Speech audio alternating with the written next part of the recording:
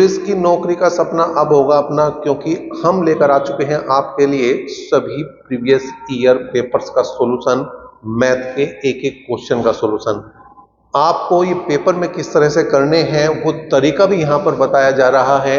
अगर आपने ये सीरीज कर ली पूरी तो मैं समझता हूँ कोई भी क्वेश्चन मैथ का आपका बचने वाला नहीं है। 100 के 100% आपके 15 के 15 क्वेश्चन हल होने वाले हैं पेपर में। अगर अभी तक आपने ये सीरीज नहीं देखी है, ये वीडियो नहीं देखे हैं, ये सॉल्यूशन नहीं देखे हैं, तो वीडियो के एंड स्क्रीन पर मैं आपको प्लेलिस्ट का लिंक दे दूंगा, वहां से जाकर आप बिल्कुल देख सकते हैं। चलिए करते हैं आज के प्रीवियस ईयर की शुरुआत है दिसंबर 2017 के दिल्ली पुलिस के सेकंड शिफ्ट के पेपर की। सेकंड शिफ्ट में 6 दिसंबर 2017 को कौन कौन से मैथ के क्वेश्चन आए, तो क्वेश्चन नंबर 86 से स्टार्ट होगी बात। क्वेश्चन नंबर 86 है, यदि x तथा y सम संख्याएं हैं तो निम्नलिखित में कौन सी एक विषम संख्या है। तो यहाँ पे जो ऑप्शन है उसी से हमें ये क्वेश्चन हल करना पड़ेगा। उसने कहा x और y सम है, कुछ भी मान रख दो सम के लिए। मैंने रख दिया x को मैं मान लूं 2 और y को मान लूं 4, कुछ भी ले सको तुम, जरूर नहीं 2 और 4 कुछ भी रखो। तो 2 गुणा 4 प्लस 1, तो 4 दूनी 8 और 1 9, ठीक है। तो ये तरह के, क्योंकि उसने कहा था विषम, और विषम यहीं आ गया, तो आगे हमें जाने की जरूरत नहीं है। फिर भी मैं एक चेक करके दिखा दूं, ठीक है। तो यहां देखो x plus Y plus X Y, X का मान 2, y का मान 4, और ये हो गया 2 गुणा 4, 4 दूनी 8, 8 और 6 14, तो सम है। बाकी मतलब जितने ऑप्शन हम चेक करेंगे सारे सम है, विषम जो है तुम्हारा ये ऑप्शन आएगा। 87वें क्वेश्चन की बात करें, प्रथम 100 पूर्ण संख्याओं में अंक 1 कितनी बार आया है, ठीक है जी। अंक 1 कितनी बार आया, 21 बार आ रहा है तुम्हारा कोई भी अंक। देखो कहां कहां होगा, 1 में आओगा, फिर 10 11 12 13 14 15 16 17 18 19 21 31 41 51 61 71 और 81 91 और 100। तो 1 2 3 4 5 6 7 8 9 10 11 12 13 14 15 16 17 18 19 20 21, तो टोटल कितनी बार आता है, 21 बार। क्वेश्चन नंबर 88 की बात करें, 0.7 की पावर 2 प्लस 0.07 की पावर 2 का मान हम, तो 7 7 49, दशमलव के बाद एक अंक था, जब वर्क करेंगे तो 2 हो जाएंगे, दशमलव के बाद जितने भी अंक होंगे उसके डबल। 7 7 49, दशमलव के बाद संख्या में ही 2 अंक है, तो जब वर्क करेंगे तो 4 हो जाएंगे, 2 अंक आ गए 2 जीरो लगा देंगे, जोड़ देना। 0.49 में 0.0049 जोड़ दो, तो बहुत आसान सा काम हो गया, 0.4949 इसका आंसर आ गया। अगले क्वेश्चन की बात करो भाई, क्या है, जो है 2000 के कितने धनात्मक गुणनखंड है, 2000 के कितने धनात्मक गुणनखंड है, तो 2000 के फैक्टर कर दो, ठीक है। अभाज्य टुकड़े करने, ठीक है, अभाज्य प्राइम नंबर में तोड़ना है, तो 1000 आ गया, और तोड़ दिया हमने 500, फिर 2 से भाग करा 250, फिर 2 से भाग करा 125, ठीक है। अब 5 से भाग होगी 25, फिर 5 से भाग होगी 5, तो कुल मिलाकर अगर मैं 2000 के टुकड़ों की बात करूं तो 2 की पावर 4 और 5 की पावर 3 आ गई, लेकिन गुणनखंड की संख्या की बात कर रहा,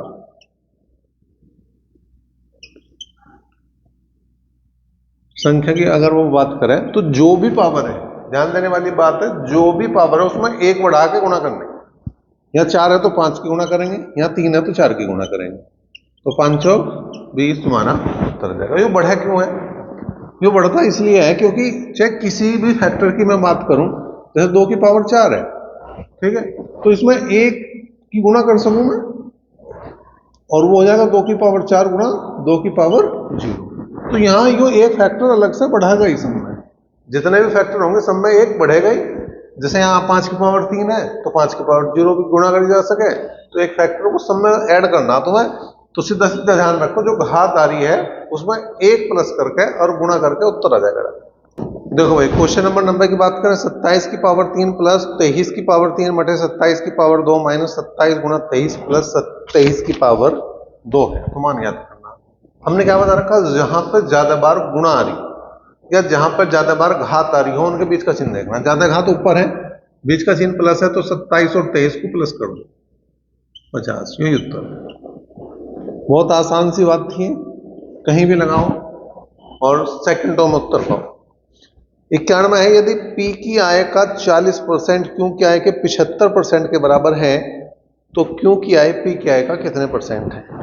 P की आय का 40% बराबर है Q की आय के 75%। तो परसेंटेज से परसेंटेज गया, 5 8 40 और 5 से काट दिया मैंने, 5 से कम 5 और 5 5 25। तो P बटे Q का मान जो आ गया वो 15 बटे 8 आ गया। ठीक है, अब उसने कहा Q की आय P की आय का कितने परसेंट है? Q बटे P गुणा 100 निकालना है। ठीक है, Q बटे P गुणा 100। अब Q कितना है? 8 है और P कितना है? 15 है। 5 तिया 15, 5 दूनी 10। ठीक, तो आ गया 8 दूनी 16, 160 बटे 3, 3 पंजे 15, एक बचा 10 में 3 तिया 9, 3 तिया 9, यही चला जाएगा तुम्हारा 53.33 इसका आसान सा जवाब। क्वेश्चन नंबर 92 की बात करो, ए तथा बी के पास 9:5 के अनुपात में राशि है। यदि ए बी को 10 रुपए दे दे तो राशि का अनुपात 1:1 हो जाएगा। आरंभ में उनके पास कितनी राशि थी? देखो, ए और बी की बात कर रहा, इसके पास 9x रुपए हैं, इसके पास 5x रुपए हैं। क्या करा, ए बी को 10 रुपए दे दे तो ए के 10 रुपए कम होंगे और बी के 10 रुपए बराबर होंगे। अनुपात बराबर हो गया, 1:1 मतलब संख्या ही बराबर होगी। तो 9 में से 5 गए 4x, 10 और 10 हो गए 20, कुल मिला के x का मान आ गया 5। हमें चाहिए 9x की वैल्यू, हमें चाहिए 5x की वैल्यू।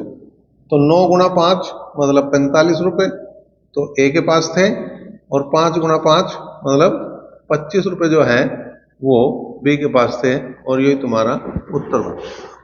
क्वेश्चन नंबर 93 की बात करें, 43, 21, 68, 97, 39 और x का औसत 52 है तो x का मान बता दो। सबको जोड़ दो, 43, 21, 68, 97, 39 प्लस x औसत 52 है। संख्याएं कितनी है? 1 2 3 4 5 6 है।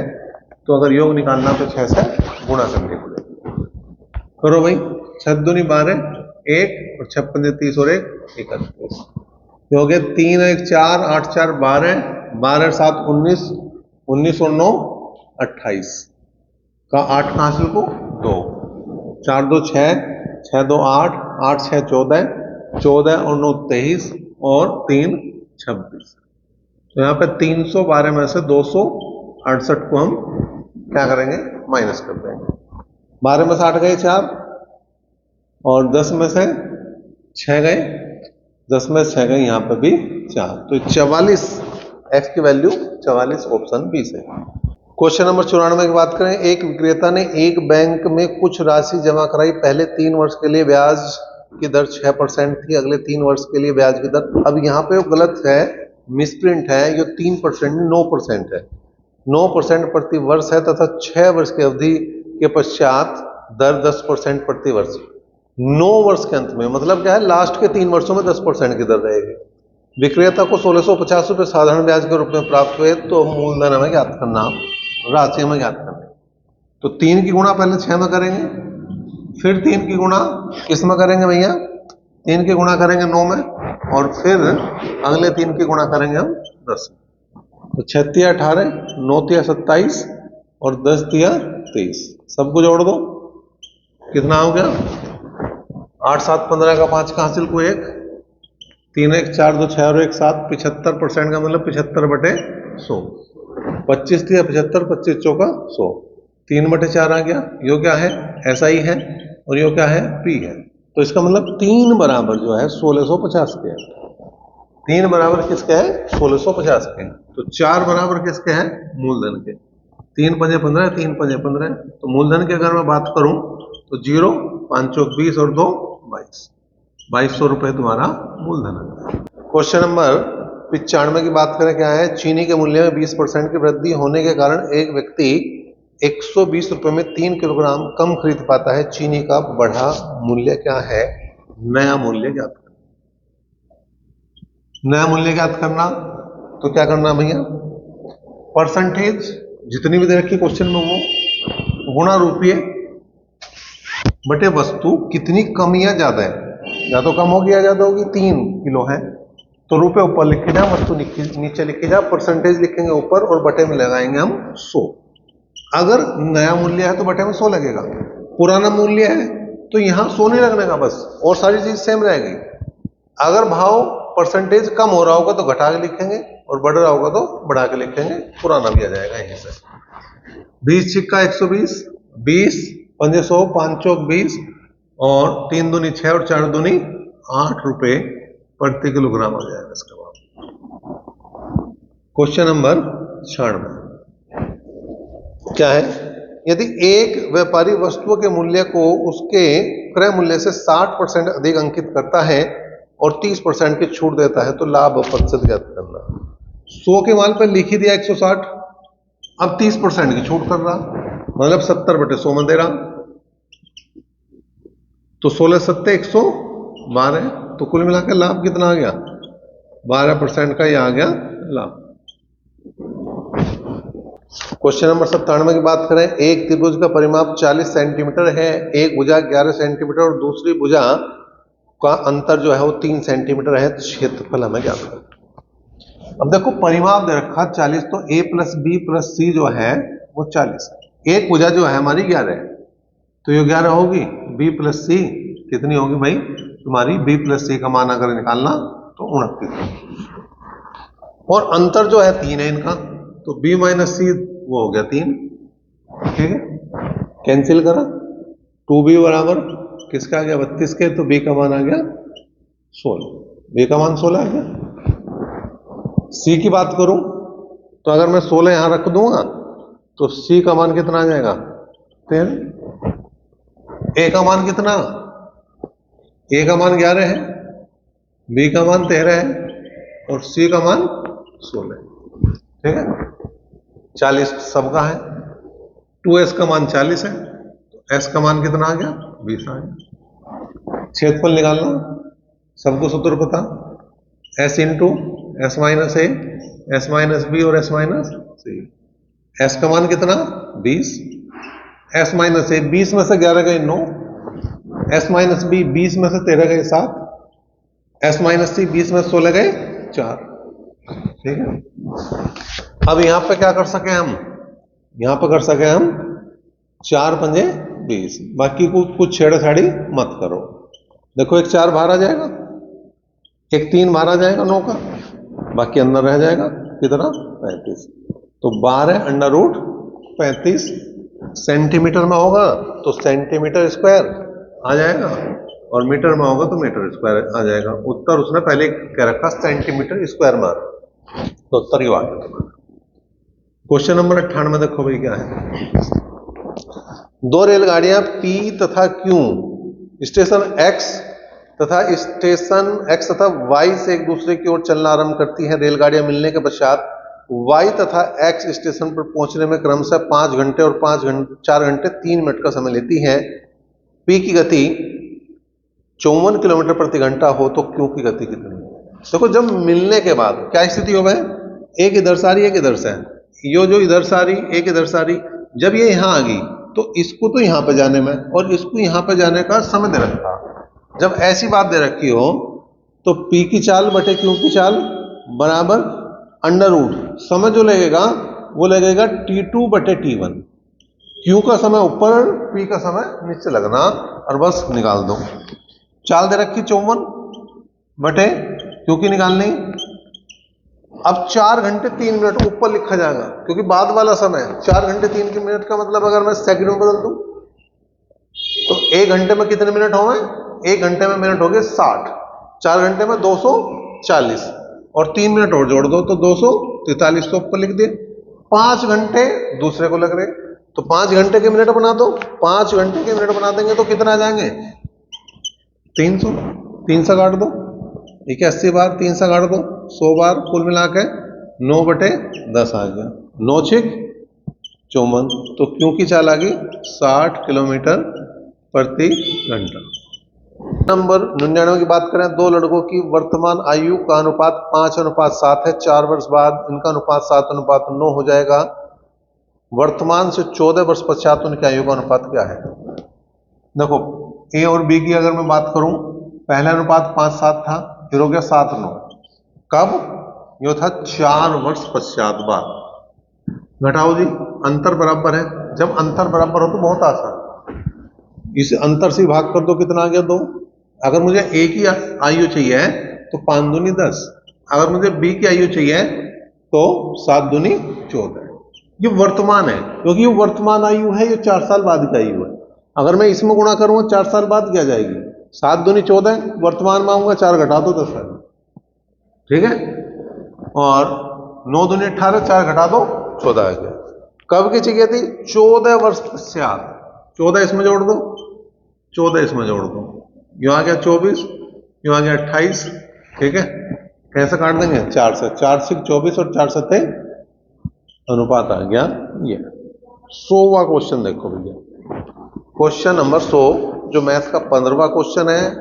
पेपर का भी लास्ट क्वेश्चन होगा और मैथ का भी लास्ट क्वेश्चन होता है, और हर पेपर में देख रहे हैं कि काम से मैं कभी एक क्वेश्चन निश्चित आ रहा। सी, डी और ई मिलकर एक कार्य को 12 दिन में पूरा कर सकते हैं। सी की क्षमता डी की दुगनी है और ई की क्षमता डी की 3 गुनी है। ई अकेले इस काम को कितने दिन में करेगा? सी, डी और ई।